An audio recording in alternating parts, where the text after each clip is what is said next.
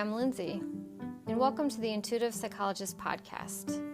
I'm a licensed clinical psychologist, and I've been in the mental health field for over 15 years. During my spiritual awakening, I've realized that psychology is really missing the mark. I believe that traditional therapy combined with spirituality can actually lead to long-term healing and growth.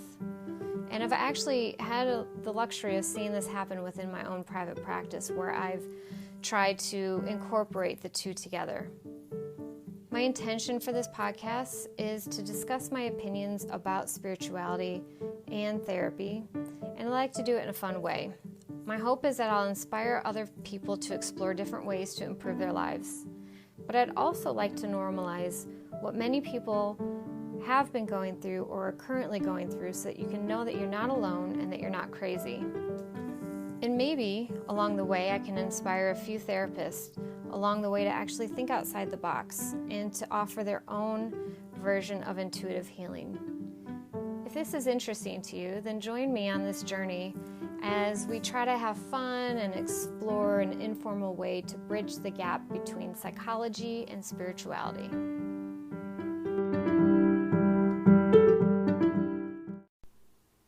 Have you heard about Anchor? It's the easiest way to make a podcast, and it's the way I'm making my podcast right now. And it's free. They have creation tools that allow you to record and edit your podcast right from your phone or your computer. And Anchor is going to distribute your podcast to all the major important places you would ever want, like Spotify and Apple and so many more places. And you can make money from your podcast with no minimum listenership. It's everything that you need to make a podcast all in one place. I love it. It's so simple. So download the free Anchor app or go to anchor.fm to get started.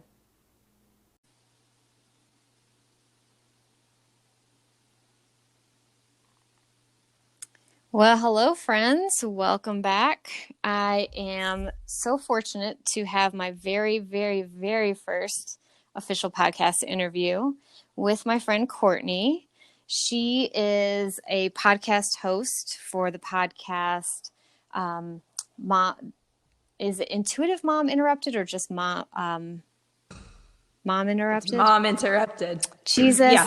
But you have some intuition Don't worry. up in there. So my Instagram handle is Intuitive Mom Interrupted, and then my podcast talks about like intuitive parenting, and yeah. So you're good. You're okay. Well, I'm close enough. So she is a podcast host. A lot of her topics revolve around how to intuitively parent. She also coaches parents on how to actually apply that. And she is one of my friends who we dive deep into the woo-woo, and I love her so much. But the reason why I really wanted her on was if you listen to the last episode, which I would suggest going back if you haven't heard the last episode, I think it's episode number 12. Go back and listen, because I talk about some of the struggles that I'm currently having with my sexuality because of some traumatic experiences that I've had in my life. And so Courtney was the one that I reached out to, and she has been a game changer. And so I was like, wow, if she can help me with that and turn my relationship around, then I want others to be able to not only hear what she has to say, hear her advice, but then also hopefully work with her in the future. So I'm actually going to let Courtney officially, properly introduce herself and explain sort of who she is and what she does. Awesome. Thank you, Lynn. Being here so much.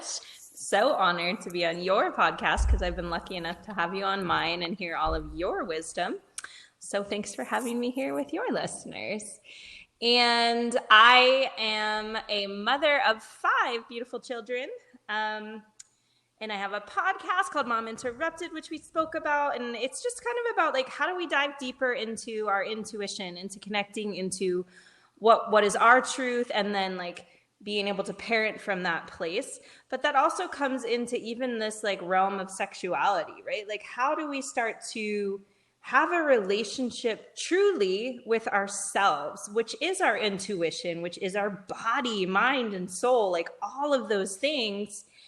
And I think for so many of us, especially as women, we put ourselves to the side, or we live in our head and we don't live in our body, or we don't allow ourselves to feel the fullness of our human experience. And so I love helping parents in that realm, but I also thoroughly enjoyed, talking and working with you, Lindsay, on that sexuality piece. And I realized how much fun that is, and how much it's like a recipe that we can use in our life and not just in the bedroom, if that makes sense.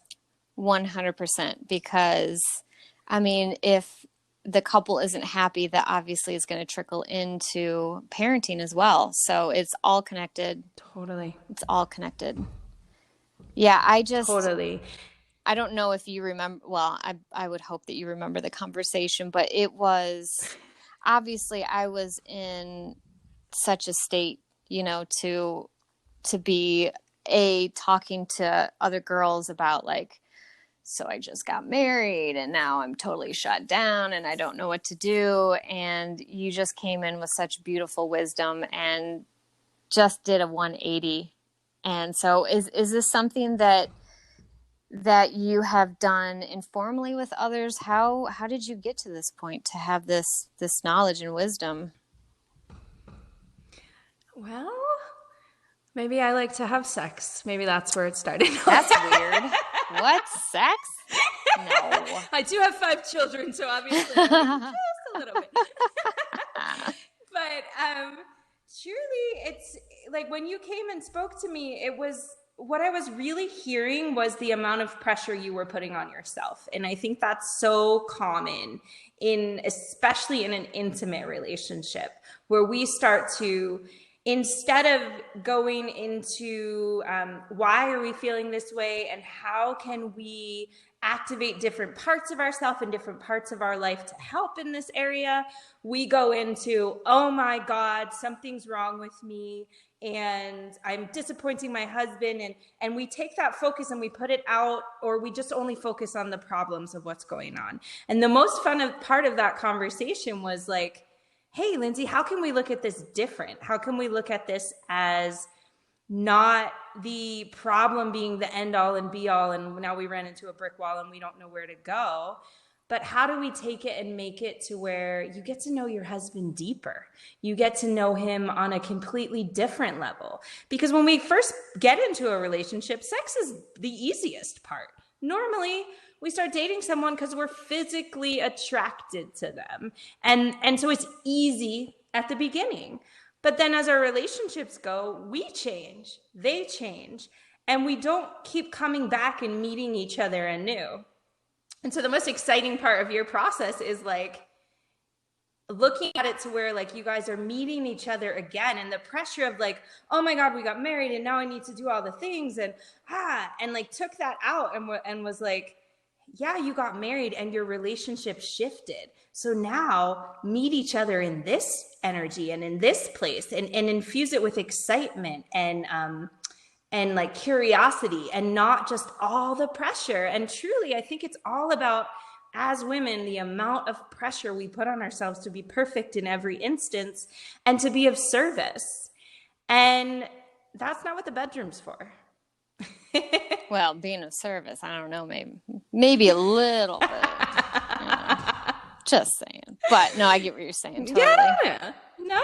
You're supposed to be the goddess in there, Lindsay. I think we already discussed that, yes, But even that, like women, our ability to receive, our ability to be seen for all that we are, whether it's our flaws in our body or, the lights are on and your partner's totally just looking at you like, that isn't even sexual. That's like we're scared to be seen for all that we are, right? And so it's even uncovering parts of our relationship with ourself. And that is the key. That's the linchpin, right? Is like, how do we live in our body and have a relationship with our body?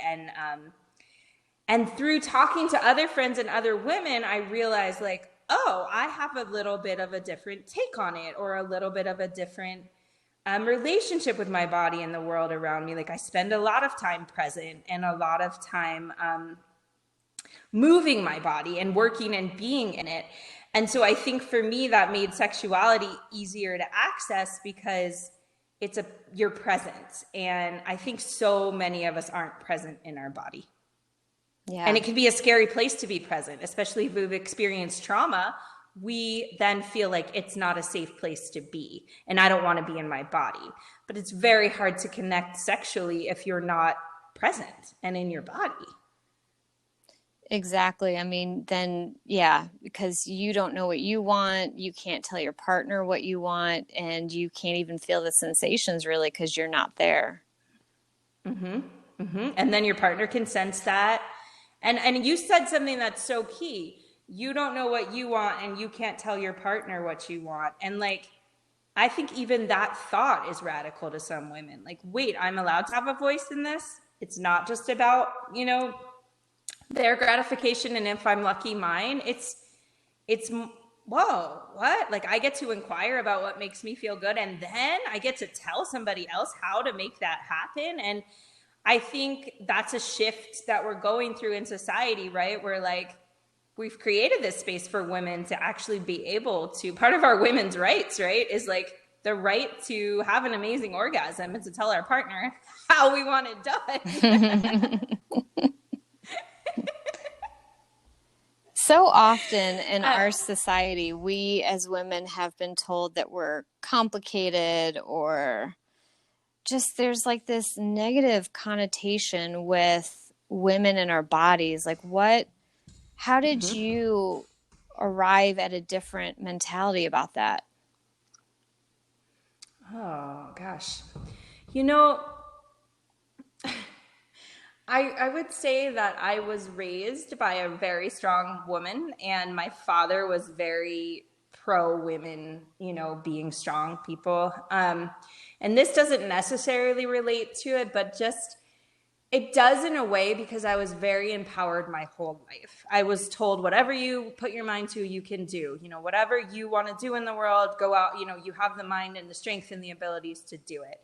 And I think that gave me this backbone of confidence of how I walk out in the world from a very young age. And so a lot of those like traumas or outside of myself crises didn't really come forward. And then the older I've gotten and the more I realize like that how we show up in the world is also how we're going to show up in the bedroom, right? If we show up and we're like honoring ourselves, we're inviting our partner to honor us. And I think so many women take their self-consciousness into the bedroom, and then they create a dynamic to where it's really hard to connect with your partner then. It's really hard to be seen, to feel safe, to feel secure in that relationship. And yet we blame it on the men in that, or, oh, they're not putting in enough effort. They didn't kiss me this morning when they got up, and then they didn't write me a love letter in the middle of the day, and then and yes, that is amazing and beautiful. And if there's men listening, that will get you to the bedroom later, for sure, because women are going to be seen and heard and feel connected with you. But the piece that I want to invite all of your listeners, male or female, to take responsibility for is like, we as women can start stoking that fire for ourselves throughout the day, for how the wind feels on our skin, for how the dirt feels in our hands, for how, we move and walk and we're present in our body. Like, it's not just our men's responsibility to romance us. We have to almost romance ourselves. And what I mean by that is like, give ourselves the space to bloom, to become, to be all the things, and not expect it to come from outside of ourselves. Because the most juicy place is inside of us, and uncovering, oh, what does make me feel good? Oh, I like this random spot on my arm. Oh, wow, that feels really nice when the wind blows on it, or when the grass tickles it or something. And so then we actually start to have a deeper relationship with our body, so then we can show our partner what we like.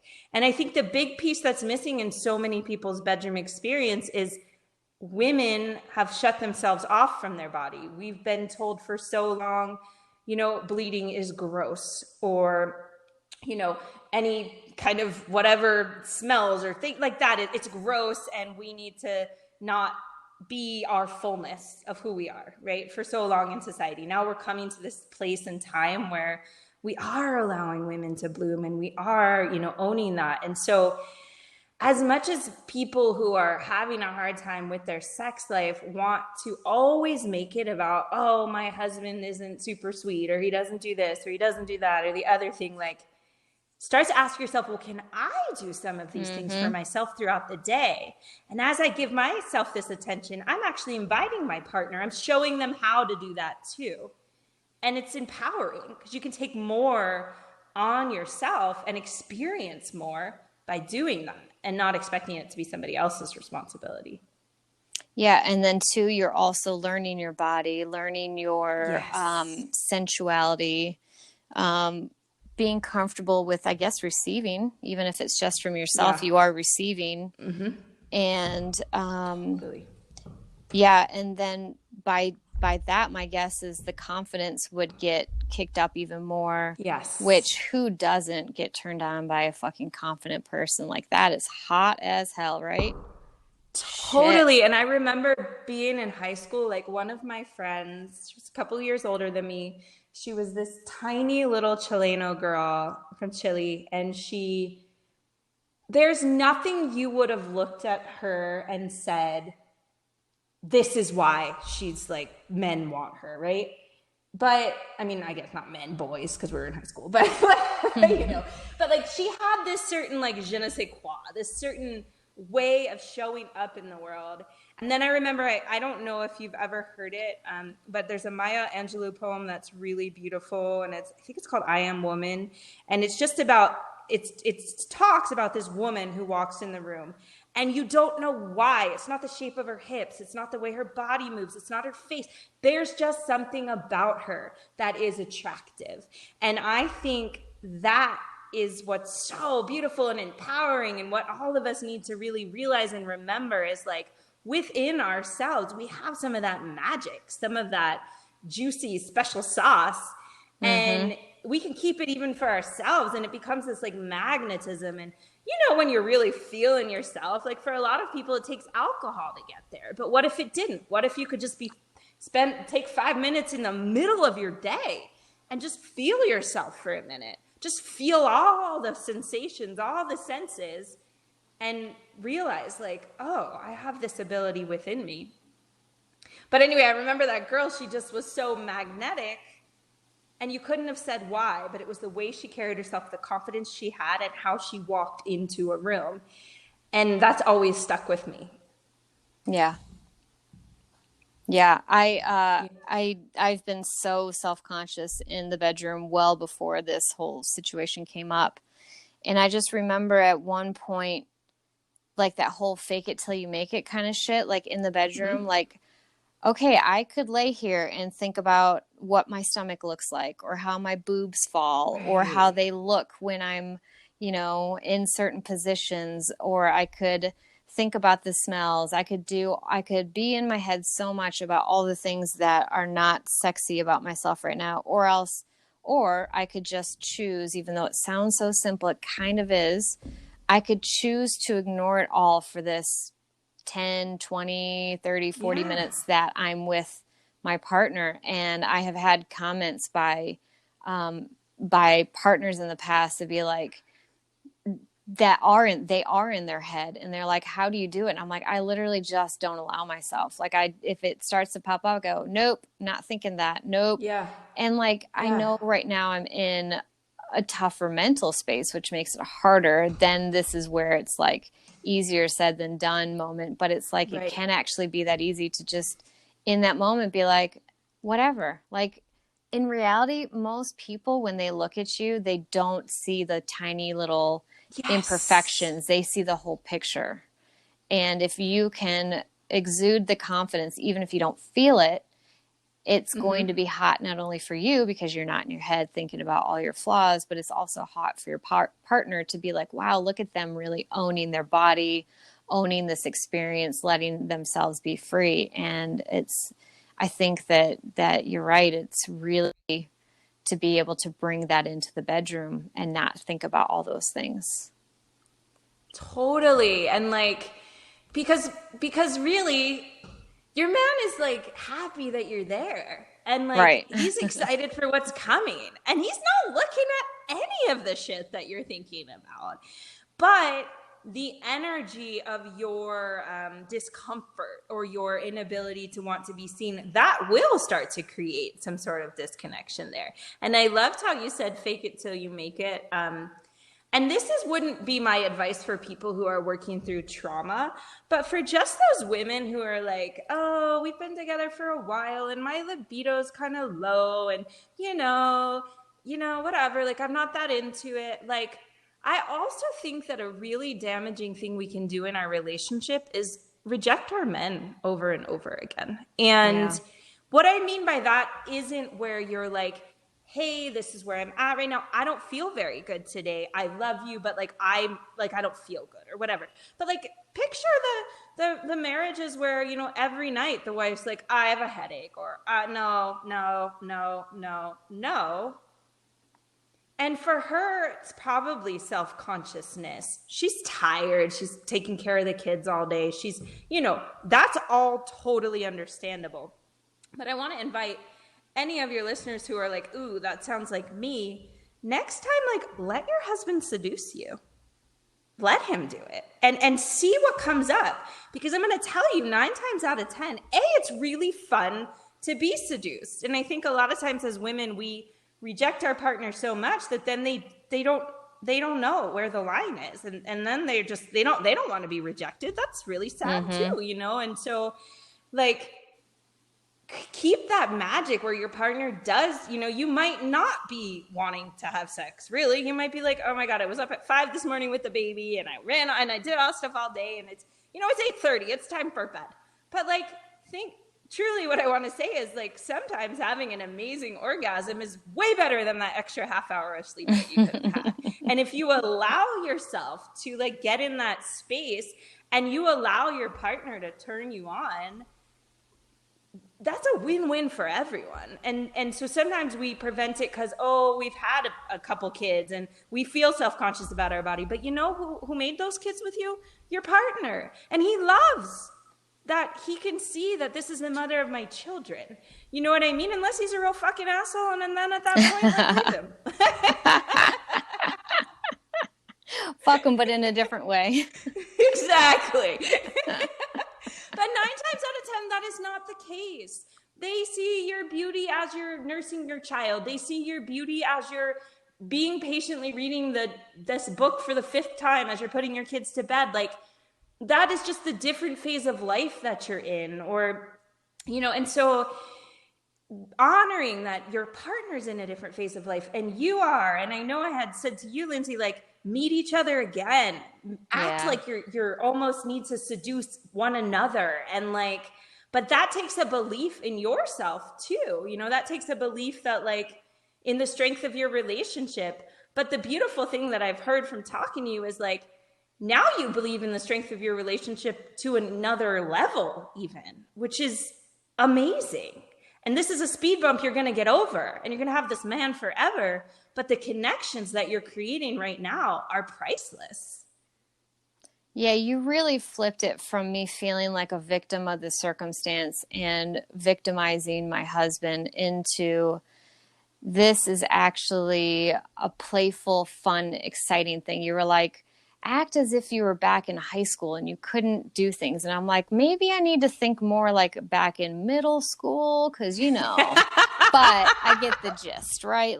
I get we have to sneak around, and maybe I was a prude and would say I don't want to do this, but it was for fun reasons, not because, I'm in my trauma response right now and I'm completely shut down. It's no, this is a fun adventure. And so, I mean, it was literally a 180 from talking with you about it and you flipping the way that I was seeing it and the way that my husband was seeing it, from we are victims of this fucked up situation to, now we are actually in power and in control, and we actually get to benefit because of this fucked up situation. It's a blessing inside of, you know, what looked to be or felt like a curse. And there's such the cool thing that I hear too is like, you now know more about each other. Yeah. And if you guys had just said, oh, this is a fucked up thing that's happening, and we're both going to pretend it's not happening, and then we're just going to pretend everything's like it used to be before, maybe you could have gotten through this sticky phase, but it wouldn't be as fun, and you wouldn't know each other as deeply. And so I think that, like, you know, in the dating world, sex is can be very, you know, almost transactional, or almost just, you know, I feel like one piece of feminism is like that we're supposed to be like men when it comes to our sexuality. And that's just not true. I mean, we all have within us our divine masculine and our divine feminine. We have the ability to be fully a full expression and not half of the coin. And it's like we prevent ourselves from so much depth when we don't honor that. Like, we have all of that within us. We can own our piece, they can own their piece, and we can know more about each other and come more and more and more, instead of the old story of, oh, they're just an old married couple. You know, they don't really like each other. They don't really know each other anymore, and they didn't put in the work. And the work, like you said, it's not always pretty. It's not always easy. It can bring up trauma. It can bring up pain. But you have a partner there with you. Like, if you're in a marriage or a committed relationship, that's what it should be. It should be re-meeting each other. I mean, every day could be a new, because we are always changing and growing and becoming more of ourselves and new and different people. And so are a partner. And so that's how we have a full relationship, when we honor, and we don't just want to keep everybody in the box, you know, this is what you were when we got married, like 40 years later, you better still be the same. It's funny that you say that too, because he and I were just having this conversation, and he was like, you promised that you wouldn't change and that things wouldn't change. And I was like, I did. And I'm sorry that I made that promise, because what I should have promised you is that I promise you that I will change, and I promise you that you will change. But my promise is also that we will change together, that we will move together as we change forward, and not that this will then separate us. I don't want us to be the same people. In fact, I was like, shit, if you think about it, we're not the same people as we were 2 months ago or 3 months ago or 6 months ago. And thank fucking God, because emotionally, he and I are closer than we've ever been. We share more commonalities now than we ever have. And we do things together with so much intent and purpose. And we're finding this deeper level of like interdependence and this beautiful cohabitation, where we had lived together before. But I mean, COVID, we had never been around each other this much. He and I both worked prior to COVID. You know, I worked 10-hour shifts in the day. I'd be gone for 12 to 15 hours a day because of work and commute. He worked nights. So many times we would see each other for 20, 30 minutes before, you know, one's coming home, the other's leaving. And now it's like we see each other all the time, which it's so fortunate that we like each other, because we can spend so much time together. And though, you know, I may still be working like 8 or 10-hour days, it's like I might have a 15-minute break in between clients to go and spend time with him while he's getting ready for work, or, you know, I can help cook more than I used to. And so we're cooking more. And it's like, thank God we're not the same, because we're spending more time together, and we're getting closer, and we're getting to know each other, like you said, in a deeper level, in a way that we may not have if COVID didn't happen, didn't do a drastic change in my jobs, if we didn't get married and then my trauma just came right back up, like all of that. It's like, yeah, they're difficult times, but they are also a catalyst for something beautiful if you choose. Totally. And it's such an illusion that we're ever stationary, right? That we're ever like, and I used to have that where I would have these long lists or these like, okay, if I can get to this point, whoo, then I'll breathe. Or if I can do this, then like everything's going to be okay. And then like with age, you know, you realize like the list never ends. That's okay. Right. But I just need to keep moving forward and be present in each moment that I can be, and change along the way, and honor that change as really why I came here, not that end goal, not the bottom of my list, because that's when I die. And, you know, I want to live up until that last and final moment. And I want to live fully. And, you know, I don't want to live in fear. And so much of like people's, you know, stumbling blocks of their sexuality is almost like a fear of knowing even themselves that deeply, of like diving in and like you're talking about with your partner right now, you guys are doing the hard work for an like inconceivable reward. And I think the year has been about like doing my own inner work and realizing like how beautiful and important that is, and how much that connects me deeper to my children, to my family, to the world around me. And I just think that so many of us are scared of what's inside of us, that we build a box around it and we don't live fully in any area of our life. And that's where like, yes, it's about your sexuality, but it's also about like how you live in the world. You know what I mean? And so it's scary to dive deep, but it's so rewarding. And just even listening to your journey with your partner, it's like the reward of being able to say the words like, we enjoy each other's company. We're connecting on levels that I didn't even know were there. We're, you know, like that is amazing and beautiful. And it truly shows that like, it's not the end result, right? It's not the actual physical act of sex, or it's not finishing your list for the day, or it's not getting all your things done, or whatever that may be. It's the journey there. And I think a lot of times we're too hard on ourselves in the journey. Oh yeah, especially as women, right? Yeah. That's the easiest thing for us to do, is be hard on ourselves. Totally. And say we don't have and time men for too. it. Yeah. Yeah. Men are very hard on themselves too, and I think that that's one of the disservices that we have done in this society, is that we think that guys don't have feelings, shouldn't have feelings, that they don't struggle. I mean, a lot of my male clients are talking right now about their struggle with body image, working out too much, restricting their diet. All these things that we used to always think was just a feminine issue, but it's like, no, our men are suffering, and it's so important that we love them and support them, and know that whatever we're struggling with, they may be equally struggling with something similar.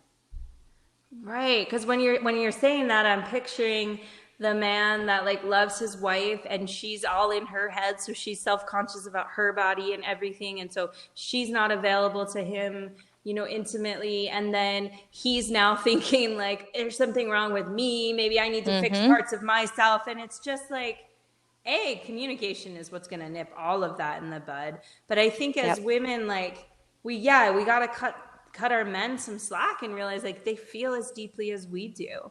They're just told they're not allowed to. And now they're, you know, so then they're going to cope in other ways. But I mean, I have 3 boys and they are sensitive as fuck.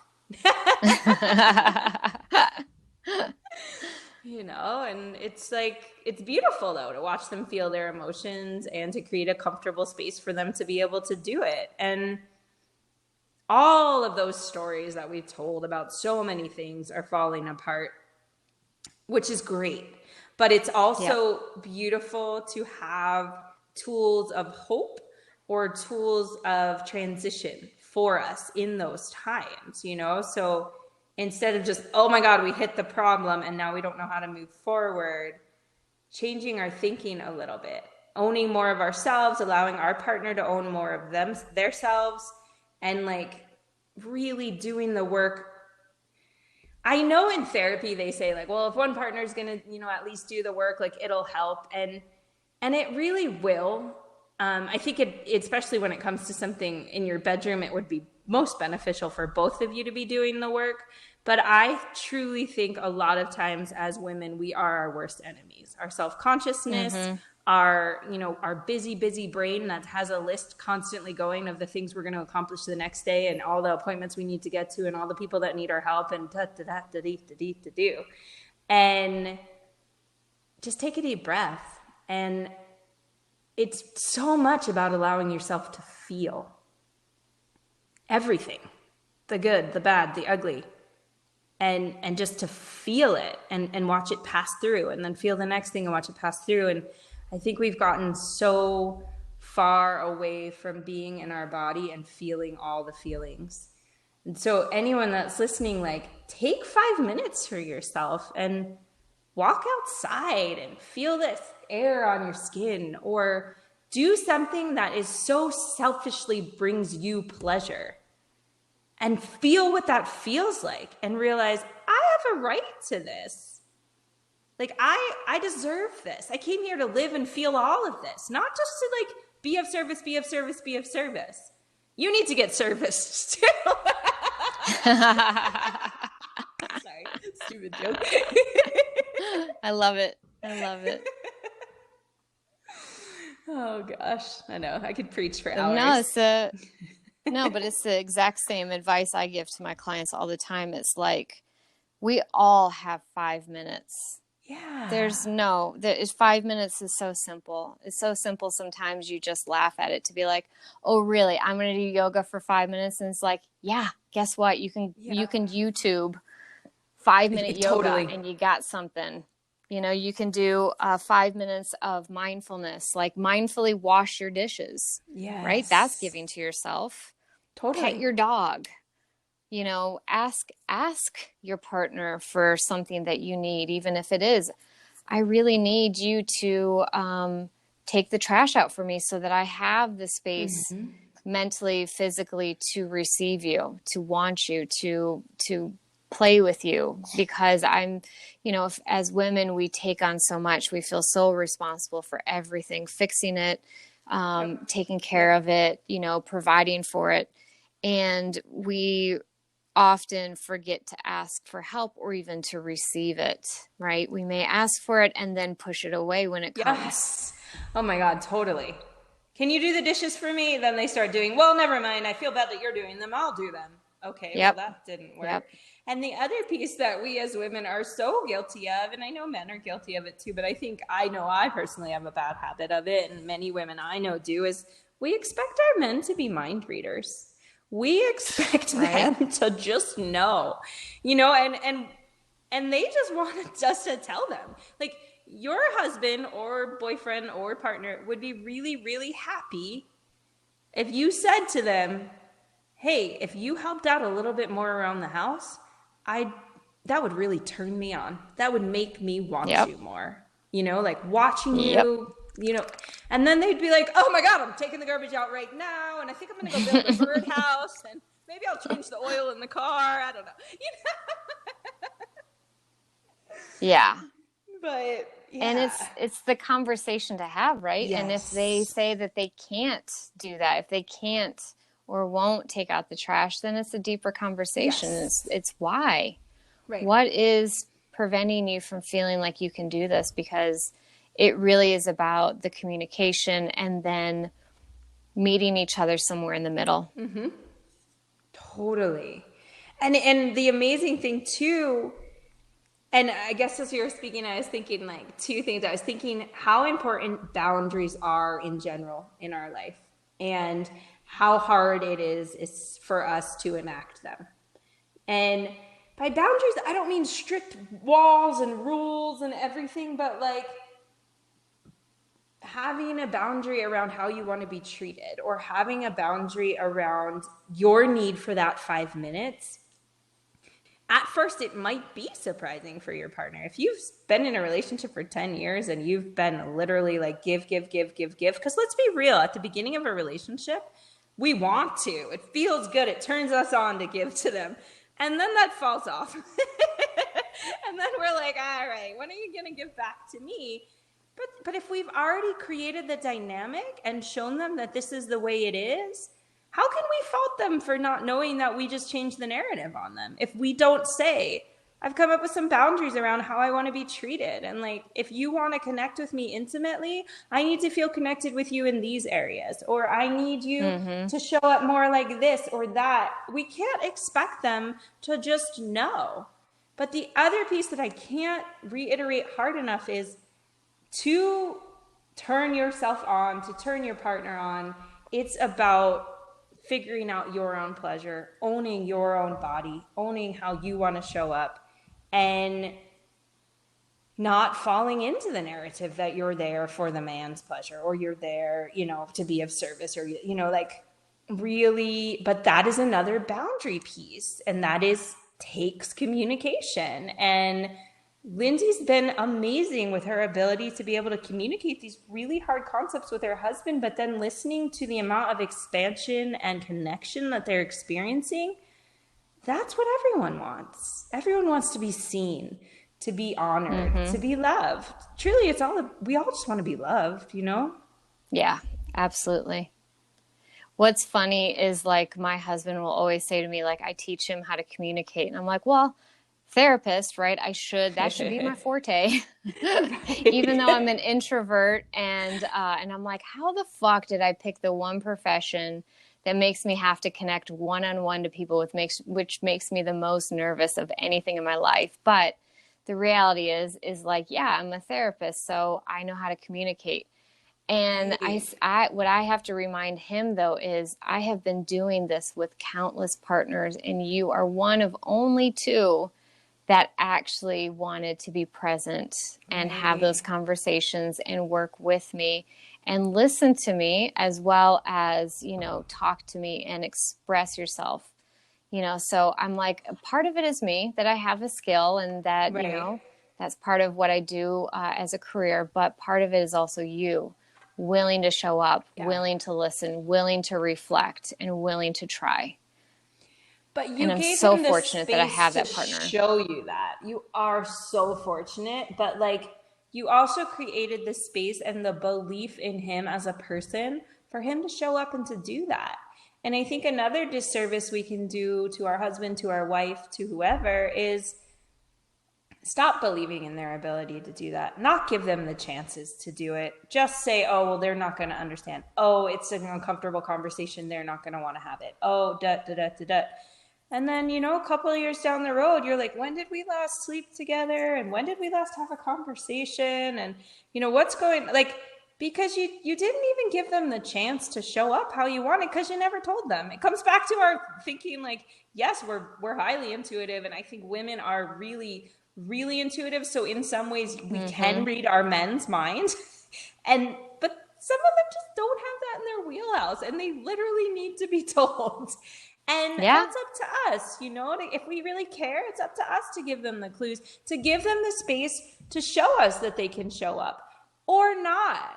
And sometimes I think we're scared of them not showing up, but are we also going to be okay with being in a half-assed relationship, of not feeling fulfilled within ourselves, and just saying, oh, well, that's the way it is? And so it comes back to that key piece of like, your relationship with yourself should be of the highest and most priority that you have. And in turn, you're showing your partner how to treat you. You're showing the world around you how to treat you. And so many of us haven't taken the time to say, what is my relationship with myself? What am I okay with? What am I not okay with? Because like, I'm pretty easygoing. There's a lot of things I'm like, I could let slide and they don't bother me, but for another woman would drive her up the wall. And maybe things that drive me crazy would not drive other people crazy. You know what I mean? But like, I have to know that by knowing myself. And that is so integral to everything. How we live, how we breathe, how we show up in the world, and how we are in the bedroom. It is ultimately our responsibility to take the time to develop the relationship with ourselves so we can communicate to our partner, hey, I know myself really well now. And now I'm going to teach you how to know me this well.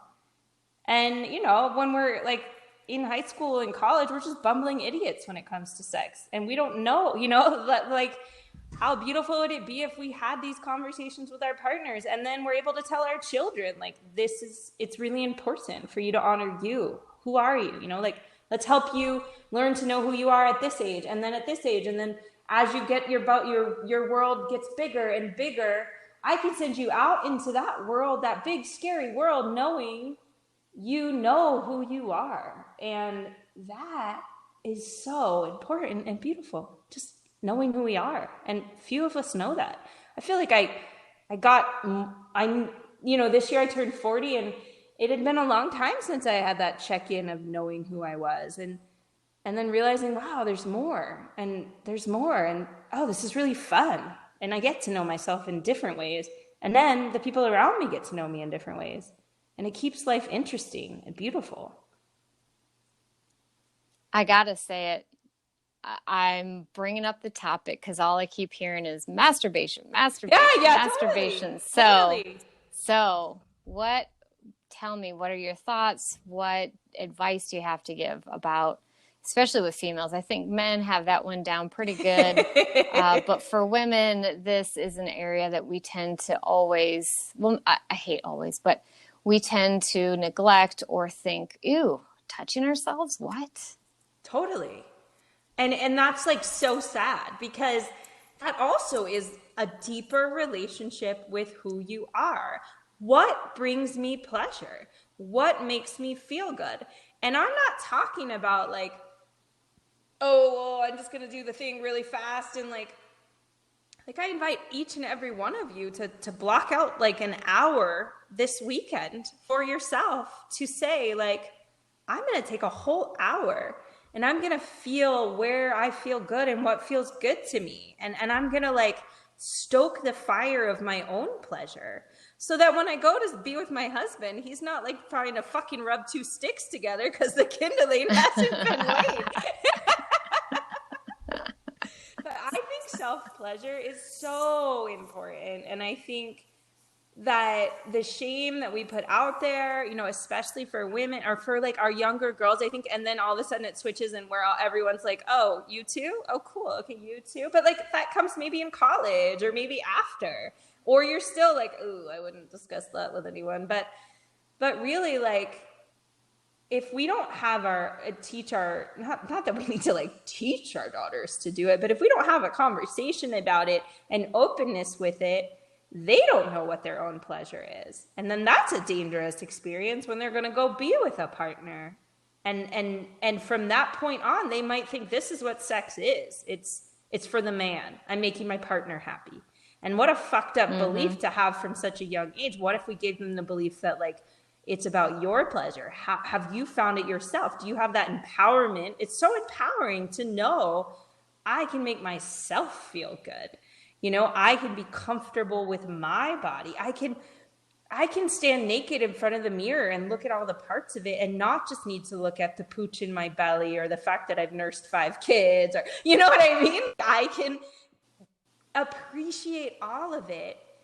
And you're right. It's about that pleasure piece of like, of really honoring that other part of yourself. And what a beautiful way to really be in your body. How did you end up having that conversation? Because one of your daughters is 16, is that right? Yeah, she's 16. Yeah. I mean, she's 16 and she's a Capricorn, so she's like not super airy fairy, like, oh, cool, let's have this conversation with my mom. But she's also like really receptive and realizing like, a lot of things when we're raising our kids is like you have the conversation, you don't push it too far, but you add a little bit of a different perspective into their world. And then you find another place to add a little different perspective in the world. And as a mother or a father, you have an intuitive connection of like, what are they going to be receptive to right now? I'm not going to start like buying them a vibrator and telling them like, here you go. But like, what can we slowly add into them and realize that like for our girls, teaching them they have the right to pleasure and the right to be touched in a gentle and kind manner and that they're part of it. It's like I think it's a building up of their self-esteem and a building up of who they are, realizing they have this power at their own fingertips. Sorry. I'm just busting out the corny joke. But, like, yeah, and it's just that, like, I think that's totally what I was talking around without saying it, of like that relationship with yourself that involves knowing what makes you feel good and doing it, and no shame there, because also, like, the more sex we have, the more sexual we feel, and the easier it is to be open to that.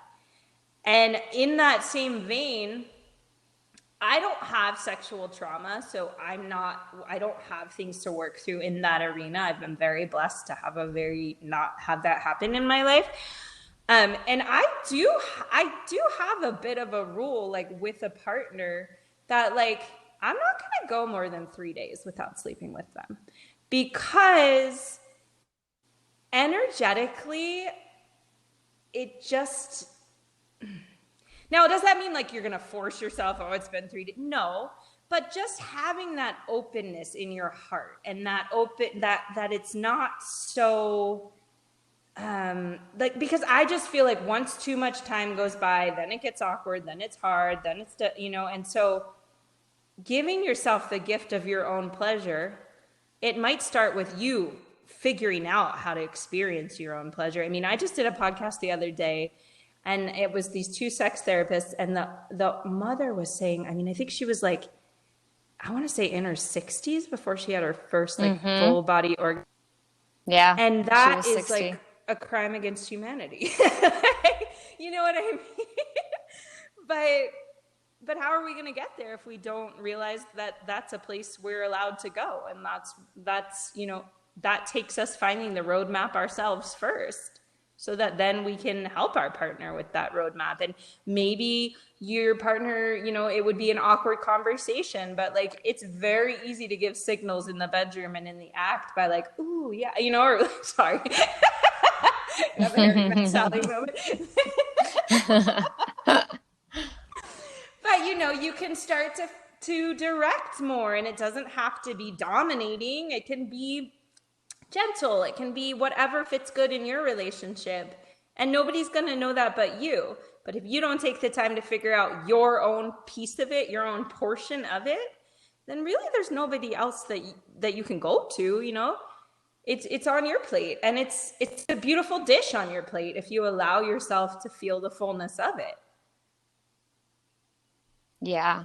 Yeah. And to not shame our children too, yes. Right? That when they do start to explore with their body, that we don't instill that is a shameful act. I remember I was caught, this was actually in high school. So, that I was caught fooling around with my boyfriend, and it was like, I don't know how long she was standing there before she, like, signified that she was there, and it was like, we're calling parents, this is going to be a whole thing. And it just, I mean, I still remember that, and it's still like that shame response of, like, this is not okay. And it's like, yeah, it fucking is. Like, we weren't having sex. It's not like what activity we were doing would have even caused damage in any way. There's no, like, pregnancy scares that needed to be worried about, like, none of that. And it was just like, I even remember, like, watching movies, and if somebody would be naked on the screen, even in middle school and high school, Schindler's List, right?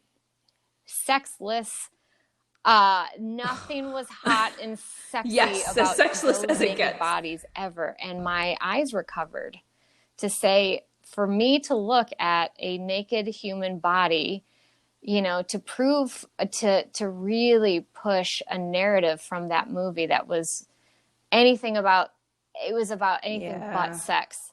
And for that shame to sort of be there. And it was like, it was always the narrative. And then obviously with society and, not to take away from my mother and what shame she was probably given at a very young age about sex and bodies and femininity and all that stuff. But it just was perpetuated, that fear that, like, how dare you? This is this is not okay. And it's like, oh, but it is. Like, it's so sad that we do that to our children, and not because we're bad people. It's just, you know, perpetuating that narrative.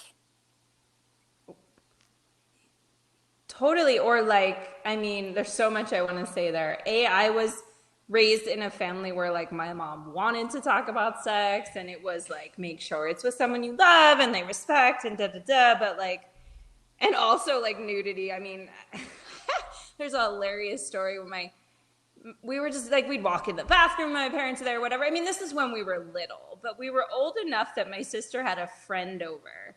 And her and her friend, like, just, they wanted to ask my dad a question. They might have been like 6. And they go, like, walking into the bathroom. My dad's getting out of the shower.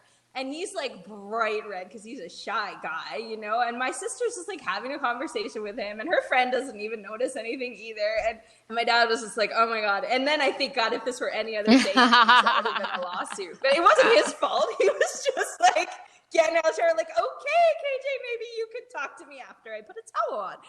So I definitely had, like, a very easy relationship with our bodies. It wasn't anything, it was very, very accepted in my house. So I think that's helped a lot in my life. And then the other piece is, like, you're talking about teenagers and masturbating, but like little kids have a highly sexual, like, and they don't know what it is because it's not sexual. It's experimental. It's like, you know, but your little boy will wake up with morning wood when he is a month old, or not even a month old, you know, and you're like, whoa, okay.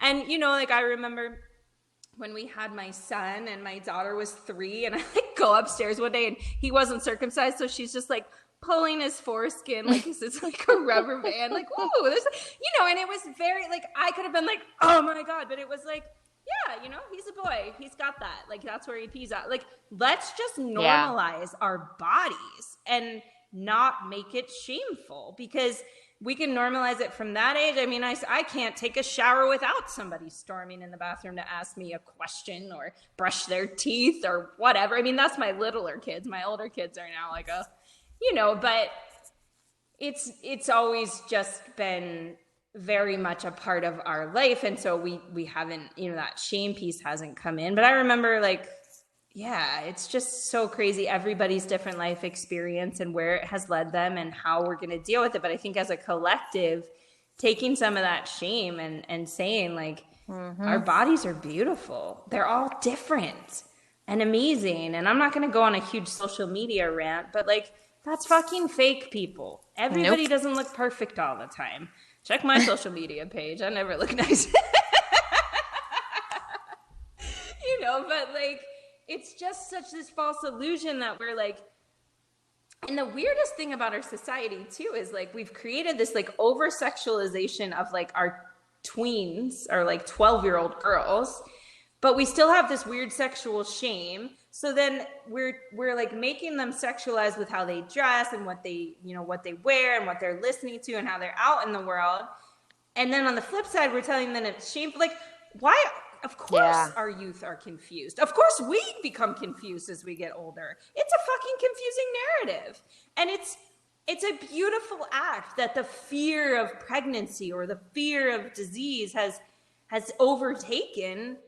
And like, I bet if you had a real life conversation with your son or daughter, hey, I know that you're, you know, almost 17 and you've been dating somebody for a couple years. Am I a fucking idiot that I wouldn't think something sexual was coming up? Like, how about we just treat it real? How about we have a real conversation about it? And we don't need to infuse it with shame, because at the end of the day, this is the other part that's so mind-boggling to me. And I want to look at parents and be like, every single one of us has gotten carried away in the moment. How do we expect our teenagers with not even fully formed brains not to be carried away in the moment? We need to tell them about those moments before they're in the moment. And then they're carried away and they don't have the tools to do it smartly or to not do it or to whatever. Like, how can we expect them to have self-control when we don't even tell them, like, how hard it is to have self-control in those instances? Or, hey, don't put yourself in this risky situation, you know? Speaking of sexual trauma, like, if we don't tell our girls that they have a responsibility with their bodies, and, you know, like, that there is risk out there, and they, you know, to have some caution, and we just send them out into the world willy-nilly, like, that's where sexual trauma. It's so funny that you say that, because we had a situation where there was a get together, and there was some drinking, and you know, one of my stepkids was really into a girl before that they were drinking. And then once I noticed that she was intoxicated, I pulled him to the side and I said, I don't care what happens, but I said, just whatever you guys had agreed upon in advance, like, just let her be. If she gets sick, hold her hair, support her, but don't touch her, even if she wants it, or even if she comes on or whatever. I said, just don't, because she can't give consent in this moment. And if you are kind to her and you treat her with respect now, that actually may buy you favor in the future. And you know, may solidify the deal that you were going for anyway, you know, where she can make that decision later on. And he was just an angel, because, you know, they were all like going to a different spot. And he's like, Lindsay, do you want me to stay here to prove to you, like, I'm not going to do that? I was like, no, I trust you. I just need to pull you aside and say, I see this happening. I know that you're not a bad kid. I know she's not a bad kid, but this is how this could play out. And I don't want either one of you to regret it or to even get into trouble later on, you know, because if we don't educate them on that and have those conversations, then they may not know, because you can't rely on other horny kids to like teach each other what's the proper way to do things, you know. And just couldn't go with that moment without talking to him and just saying, like, please just don't, just, even if you want to, just don't. And those are the conversations we need to be having with our sons. You know, like, for me, like, my oldest is a daughter, right? And so it's the conversation of, like, if, you know, she's very good, she follows rules, and she's very good. So she's not like, but, like, you know, if you're gonna drink, make sure you drink in a safe manner. Make sure you have a girlfriend that's like, oh, you guys have a partnership, and you have that backup, because you never know what's gonna happen. But then for our sons, that's so amazing. And if you were too embarrassed to have that conversation with him, he could have had an event occur in his life that would have changed it radically, whatever that event might have been. But to even clue in our boys to the fact that, like, if someone is fucked up, they can't give you consent. And I need you to understand that here and now, because the 5 minutes of pleasure that you're going to experience might be a lifetime of pain. So, you know, and, like, these are the real life conversations we need to be having. And by avoiding them, we're really hurting our kids. Yeah, we are.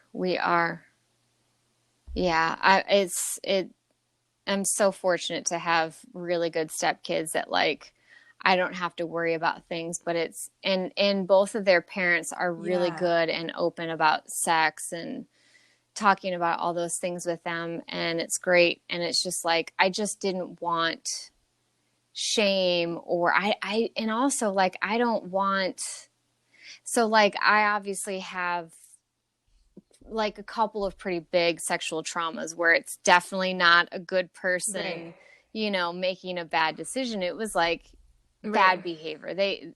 Bad person making bad decisions. But there have been so many times in my life where I said yes to sex when I didn't want it, or I didn't say no, or I just froze because it was like a panic moment.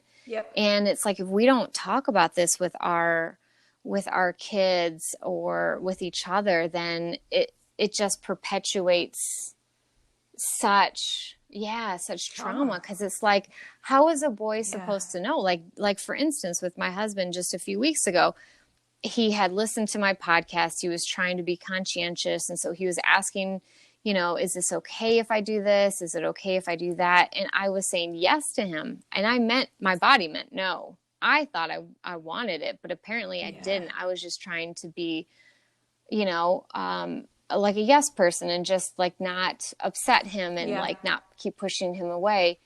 And he could feel me rejecting him. And it's like, how many times do I know for a fact that I have done that? And it wasn't the guy's fault. He didn't know because I wasn't telling him, because I didn't know. I wasn't in my body enough. I hadn't processed my shit enough to be able to say, I'm actually not okay with this. And I'm okay with not being okay, because I'm not okay with not being okay. I'm working on that. Right. But yeah. Right. No, I like, and that's what I really wanted to pinpoint in those situations that you were speaking of, was like, even the 2 weeks ago with your husband, of being like, my body didn't want it. And I was just telling it that, yeah, we're going to do this thing. And so that's the beauty of really integrating into your body and being really present with that and honoring what your body's telling you in each and every moment, and having a partnership where it's safe to do so. And also it's safe for your partner to do so, and your partner to say like, this is how I'm feeling in this moment. This is my reality, and yeah, that's a really cool reflection, that that it's really beautiful that your partner was able to read your body so well that even though your words were saying yes, he said no. Yeah. That's beautiful. Yeah. And I felt awful because afterwards he just sort of beat himself up, because he's like, I feel like I'm doing to you what he did to you. And I'm like, you are so not him. Because even when I told him he was hurting me, he was like, yeah, but that's what wives do. And it's like, fuck, like there was no amount of me trying. I tried so many ways to talk to the ex to explain where I was coming from and why it bothered me. And it did maybe take me a day or two to come to him to say, I didn't like that. And this is why. This is why in that moment I wasn't able to tell you I don't like this, but this is letting you know. And then it would be like a day or two later and he was doing it again. And it's like, okay, remember, like I just said this, and this is like re-traumatizing. It's like, no, guilt trip. And so my husband, he just doesn't want to obviously do that to me, because he's a good guy. He's got a great heart. He loves me. And he never wants to hurt people. He wants the opposite. He wants to help people and make them feel better. And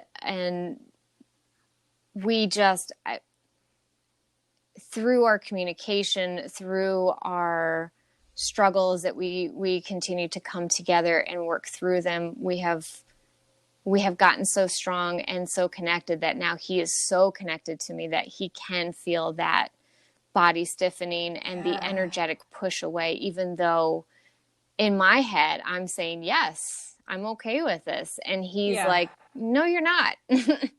And now I feel like an ass that I hurt you. And so that was something that we had to sort of talk about. And now I'm explaining to him, like the ex-husband, in the opposite direction, like, no, you're okay. It's not your fault. Right. This is something I'm trying to figure out. Right. When I want something and when I don't. And so our conversation, you and I, that we had several weeks ago about this, like this exploration, and you saying you need to own your goddess side of you and receive and let him adore you and really find power and control back into the relationship. You get to be the one in control for a little bit, to feel like you are working through this trauma. It was sexy for me to be like, ooh, I get to say what I want and how I want it. And that sounds kind of fun. And when I told him that, he was like, yes, like to your point that you've mentioned a few times, it's like they do sometimes want to be just told what to do. They don't have to stress. They don't have to try. They don't have to guess. They don't have to try to read your mind. They don't have to worry that they're getting it wrong. They literally are just saying, you tell me to do A, I will do A. And so it's been a turn on for him to be like, yeah, tell me what you want and how you want it. And I'm like, oh, okay. Okay. I love that, because I think we inadvertently can traumatize our partners by not communicating, and then thinking when they feel your body's not into it or they feel the energies differently, like he did instantly, he took it on himself, but he communicated that to you, and you were able to alleviate that for him by communicating further. And so and the other piece that I was thinking as you were talking was like, as women, one thing that I would advise no women to do is weaponize sex. Use it as a tool to get your way. Use it as a tool. Oh, I'm mad at you. I'm not going to sleep with you. Like, don't turn it into that, because energetically it really messes with the dynamics of your bedroom. Like, make that just a sacred space and area. Obviously, if you just got in a screaming match and you don't want to sleep with your husband, that's 100% reasonable. But not just, oh, you didn't take out the garbage today and I'm a little pissed at you, and no, I'm not going to sleep with you. Because what you're doing is you're robbing yourself of your own pleasure. You're acting like it's not something that benefits you. Like, start to realize, oh, wow, it actually benefits me too. And I think what men do on the flip side is they don't weaponize it, they guilt for it. And that's a dangerous and yucky slope too. Like, do you really want to sleep with someone that you guilted into having sex with you? Is that sexy? No, I don't think anyone would answer that that's sexy. But sometimes they don't know how to get there because you've weaponized it. So now they're going to make you feel guilty that you've weaponized, and it's just an icky dynamic. So one piece of advice is like, don't weaponize that area of your life. Like, communicate like a strong, smart adult, and have a beautiful sexual relationship with your partner, and don't use it as a weapon. And in turn, don't allow them to guilt you for it, because you won't buy into their guilt if you have in your mind that you've been using it as a weapon, and then you feel guilty about that. Well, there's your slippery slope that you just slid down. Yeah. I think you're so right about that. You are so right. And I think we unconsciously do it, or it's something that we've learned in our society that's what we do, or that's what sex is. And you're right. It's really reminding ourselves and each other that this is mutually beneficial. It's connection and intimacy for both people, not just one or the other. Yes. Because when we do that, we buy into the idea that it's not for us, that it's only for our partner, that, you know, it's a way we can control. And like, we just literally rob ourselves of our own experience. Yeah. So don't weaponize it. You mentioned something that I would love for you to speak on again if you can, but when we had our conversation, you mentioned sort of your viewpoint about marriage, and how even though for specifically my husband and I, we had been together for almost 8 years, lived together for almost all of that, that even though in theory it seemed like nothing was going to change because everything else seemed the same, it really did change a massive dynamic. Now, I do recognize that for me, one huge chunk of my trauma was right after being married. So I do think that there is a piece of that, but you also made a point. Do you remember what I'm referring to? Like your sovereignty? What comment you made? Yeah. Yeah. So that's what I feel like so many people, and to this day, we're so blasé about marriage, but it's an energetic shift within our relationship. And like most of us, we live with our partner for a long time. We might even have kids together before we get married, or some other iteration of that. And so we're very like, oh yeah, well, we're just getting married. We're just making it legal, right? But I think energetically, as women are, and as society's view of marriage, it's changing. But there is a piece of it where we're giving out, like we're giving away our sovereignty, right? Our power, our ability to say like, this is all, I'm autonomous. I'm not connected. Like, and it's not the legal piece. It's really that energetic piece of all of a sudden you belong to each other. And traditionally in the patriarchal society, it was you belong to your husband.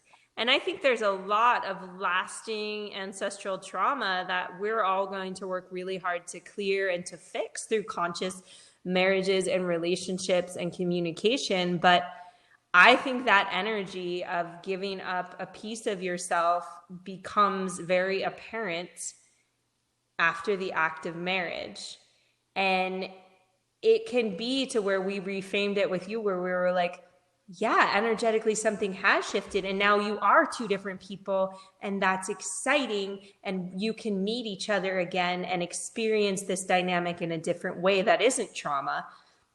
But truly, like, getting married, even if you've lived together for 20 years, it energetically shifts something within the dynamic of your relationship, and you need to be aware of it and then work through it and honor that something is changing. And even though we all look at marriage like a joke these days, it is a big fucking deal. I have just committed, I'm going to be with this person for the rest of my life. Oh my God. Even though every part of you wants to be with this person for the rest of your life, it is a huge deal. Yeah. It really is. And I also remember, like, we really, like, for a few minutes just touched on the fact of, like, this transactional piece of woman's history, right? Yes. So even if I think, like, okay, if I talk to, say, like, Kat, and we go back into past lives, and I discover that, like, my last 10 lives were all men. Like, I am here as a female. And so I am carrying, as a female, traumatic history with being a woman, with having my sovereignty, with having, you know, so many centuries of being a woman and having no power, and having a marriage and to provide sex to my husband be something that keeps me safe and keeps my babies safe. Like, I am carrying that. Totally. Right? And, like, now, not to say that. Go ahead. I was just going to say, not to say that I even know that I have been a male for like 10 lifetimes, but just to, like, to really hammer the point home that, like, it doesn't matter, like, whether or not you actually are carrying that traumatic experience personally or within your lineage or within your multiple lives. But it's like, you come in as a woman with an imprint of that trauma. So it will be carried within you somehow. Totally. And as a society, as a collective consciousness, however we want to view it, that trauma is not that old. That trauma's not that old at all, to where it was still transactional. It was still not about, you know, if we want to go back to even the sexual piece, like, you were bad if you even experienced pleasure in the bedroom. Like, that was like, your husband might beat you for having an orgasm, you know? And if you had a really great husband, he might be happy that you experienced pleasure in the bedroom, but he's also watching you like a hawk outside of it. 'Cause, oh, can I trust this person? And all of those connotations, they don't just get wiped off a chalkboard. Like, oh, cool. Like, we're in the 20th century now, or the 21st century now. Like, we, you know, we don't believe that anymore. It's just gone. Like, no, it's not, though. There's still generations of people alive to this day that was their reality. And it's a very big part of it all. And so realizing, like, you got married and your narrative is different, but society's narrative is still there. And some of that energy we bring into it. And it's through conscious conversations with your partner and through really wanting to heal that dynamic. You could have easily just pushed it aside, shoved it aside. I've been sleeping with this guy for 8 years. What the fuck is my problem? It's all my fault. Oh my God, da-da-da-da-dee. And that would have been a rabbit hole that wouldn't have led you anywhere. And so to switch your perception of, like, oh, I'm feeling these feelings and they're valid, because systemically throughout our society, these are the feelings all women have felt when they got married. Oh my God, I'm going to have to give myself body and soul to this other person. This is really scary. You know, this is really a lot. And so when we get married, even if it's the most conscious and amazing marriage, there's a little bit of pushback to that like giving up of your sovereignty. And And what we're reframing it as is marriage now needs to be two beautifully sovereign souls who want to grow and learn and become more together. And that's what you're experiencing too. So that's why it's really awesome. And I feel like a super beautiful catalyst for healing for you in your life, but also for the collective of, oh, I experience these heavy feelings because they are true for the consciousness of this world. And I'm going to process them in my own relationship and in my own world. And that healing is in turn going to go out there into the world. And so, I mean, Yeah. good job for you guys for doing the work, because not a lot of people would. Yeah, I mean, I won't say that I'm proud of myself for much, but that is one thing that I think I at least am very proud of myself is like ever since I remember being on this earth and being conscientious, I have strived to do what was difficult and put forth the energy to make the change. I just was never okay with complacency or, you know, bullshit for too Yeah. long. I mean, I've definitely dealt with my own bullshit and dealt with it for too long, but I just can't. I just can't. Yeah. And it was a great way to sort of reframe even beyond just specifically for my husband and I and our relationship, but it was nice to like look at that piece of just the actual marriage part and to be Right. like, whoa, so what an honor that maybe I wanted to come into this life to have these experiences, Yeah. to then shift it for not just me and to learn the lessons that I need to learn in this life, but maybe to also help to shift it for females and Yeah, for males, and because, you know, males. obviously my husband is doing his piece Yeah. to shift it for men, Yeah. you know, and men in his culture, you know, predominantly the woman is the submissive person in the Totally. relationship. And he came into his culture and was like, that's not my jam. And he took on a very, very much like women and men are equal, and a pride in a strong woman by his side, a smart woman by his side. And so that wasn't very typical for his culture. So Right. I think he and I both made conscientious choices before we came into this to this lifetime to say, we're going to go into societies that tell us how we're supposed to be. We're going to know that that's uncomfortable and not fit into that narrative. And we're going to make that choice to do the hard work, have the hard experiences, to then come together and then to untangle it. And even if, say, my voice only gets to a handful of people and his voice only gets to a handful of people, yes, those handful of people have heard a different potential Totally. narrative. But I also truly believe that when we heal ourselves, it's like a ripple effect of like energy where I don't actually have to have contact with anyone for that to still reverberate somehow, some way to change the full collective of women across the entire globe who are currently in systems of oppression to this moment, who are having their clitoris cut off or to be raped, and that to be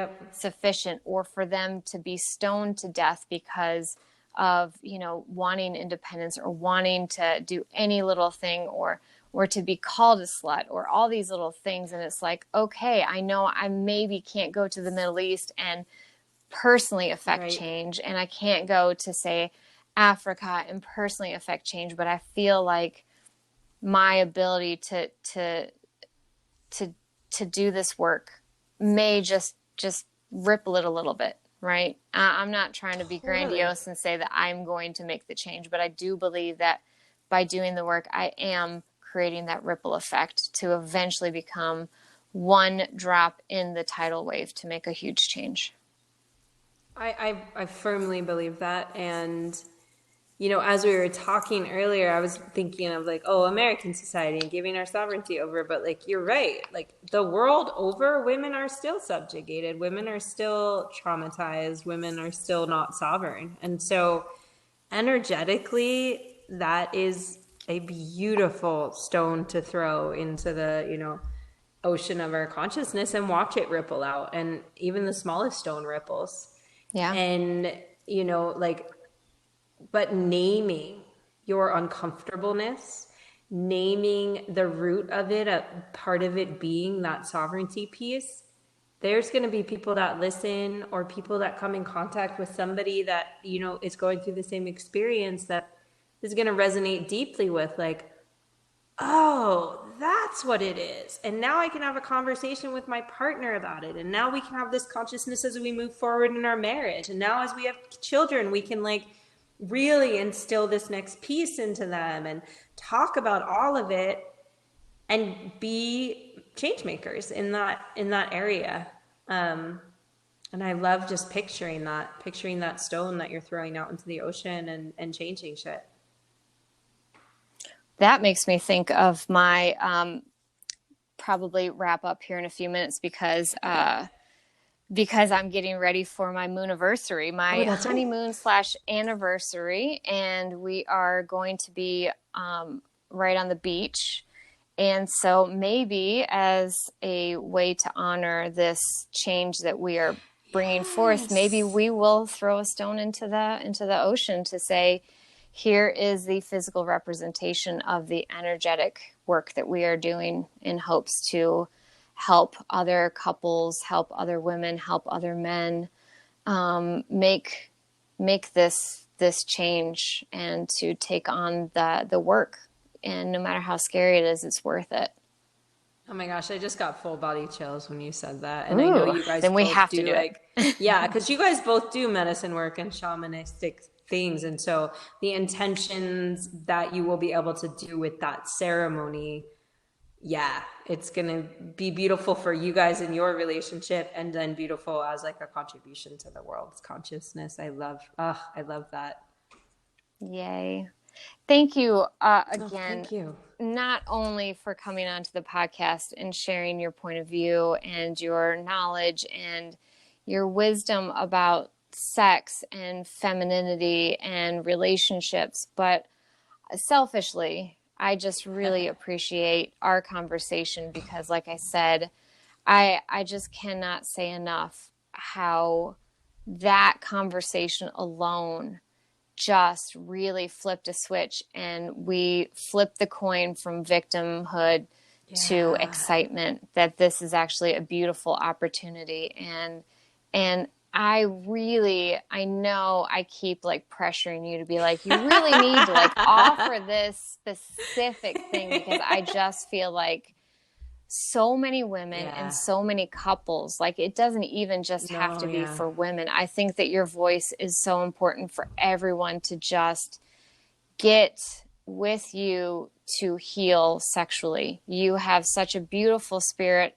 I know that everyone listening can hear just how lovely and positive, and you're always described as like everyone's cheerleader, and you truly are. And so when you call yourself a coach, like you actually embody coach. You actually not only cheer people on, but you also give them the tough information that helps them to grow. And that is what is beautiful. And that is what is so needed. And so many people need this sexual healing that I'm going to keep harping on you in a loving way to be like this should be like, I offer parenting coaching and sex coaching and what have you. It seems like a strange dynamic, but truly, I mean, happy parents have happy kids, and part of being a happy parent is a happy sex life. And as you were talking, I was thinking like, yeah, the more people that are just having the best orgasms ever, the happier our world is going to be.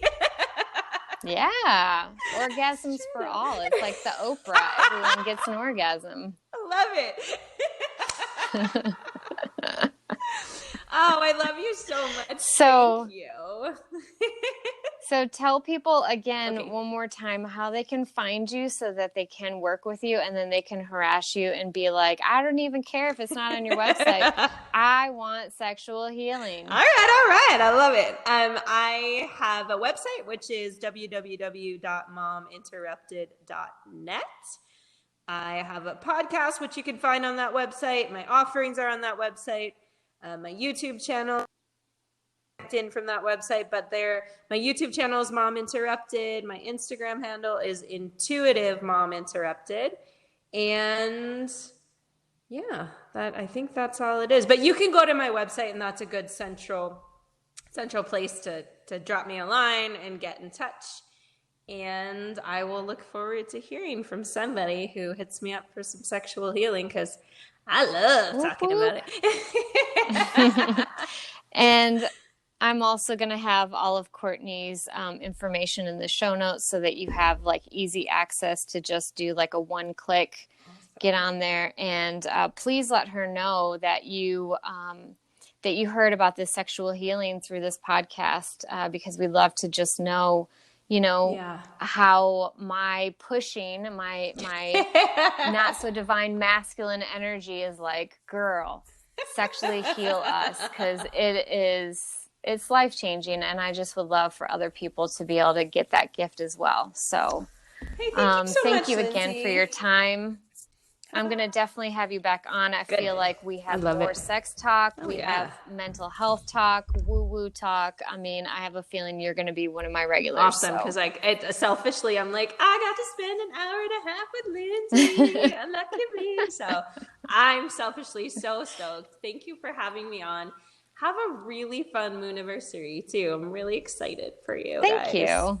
Yeah, it's perfect. I'm sure timing. You will all get to hear about it on future podcasts, because I'm just like, I feel so narcissistic to be like, I need to tell people about what's going on in my life, only because I try to be intuitive, but I also feel like, whatever one person is going through, many are going through. So the hope is that like people don't feel alone. And that's the whole purpose of this podcast. Is for so long, I felt so alone in my experiences. And when I find out that as I speak out, people go, yeah, me too. Yeah. And it's sad to know other people are experiencing it. And then it's joyful to know like you're not alone, and you have support, you have love, you have different ways of viewing things, and that helps you to kind of get out of the mental trap that you're in. So totally, again, I just love you so much, and I appreciate your friendship, your coaching, your wisdom, all of that, and look forward to our next conversation. Me too. Thank you so much for having me on. Thank you for all you put out and do in the world. I think it's so important to have these alternative avenues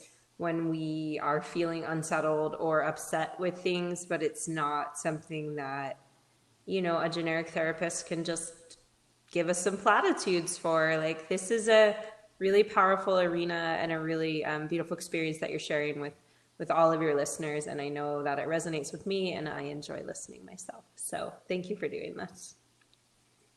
Thank you so much. All right. I love you, and I'll talk to you soon. Have a good evening. Bye. Bye.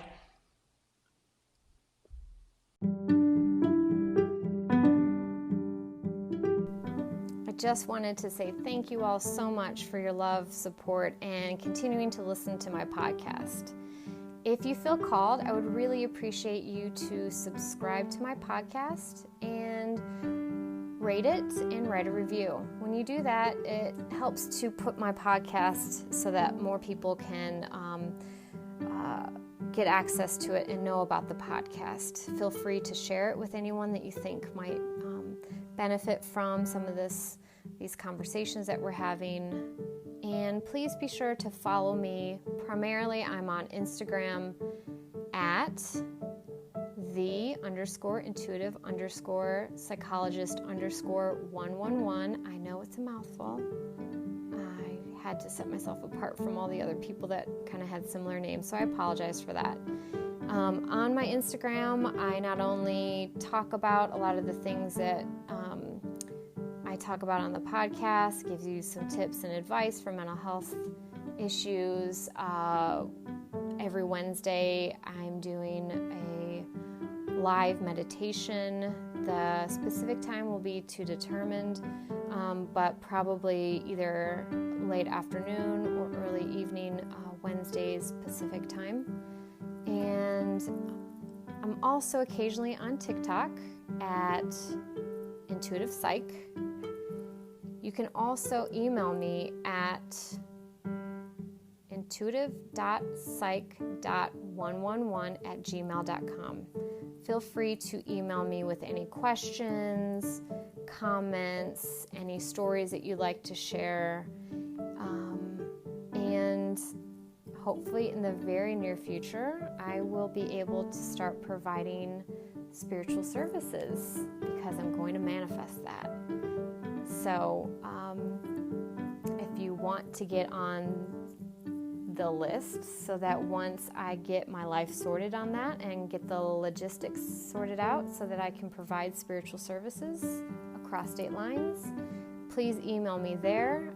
If you're in the state of California and you would like to have some work within the spiritual psychology realm, please email the Gmail account and let me know that you heard about me through the podcast, and I will be happy to give you a discounted rate if you mention that you heard me on the podcast. And I'd love to work with you guys. All right. Take care, and I love you all. Stay safe, and remember, you are the light.